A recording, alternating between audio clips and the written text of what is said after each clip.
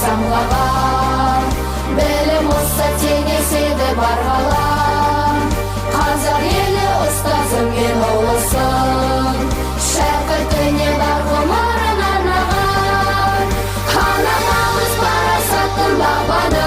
Қазақстан Республикасының еңбек сіңірген мұғалімі, ұлағатты ұстаз, жерлесіміз Ханипа Омарғалиқызы Бітібаева атындағы ғылыми-әдістемелік зертхана филиалы Абай атындағы орта мектебі коммуналдық мемлекеттік мекемесі 2009 жылдан бастап жоспарлы түрде жұмыс атқаруда.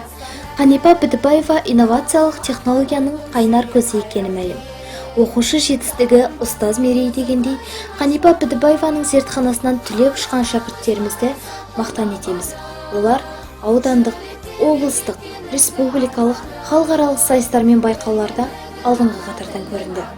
Шығыс Қазақстан облысының орта білім беретін ұйымдар сайысында лауреат мектептер қатарында Абай атындағы орта мектебі бірегей тұлғалар мектебі номинациясына ие болды. Мұхтар Әуезов халық пен халықты, ел мен елді теңестіретін білім деген. Қазақ тілі мен әдебиеті пән бірлестігі Ханипа Бітібаеваның технологиясын жүзеге асыруда аудан көлемінде пән мұғалімдерімен әртүрлі іс-шаралар ұйымдастырып отырады.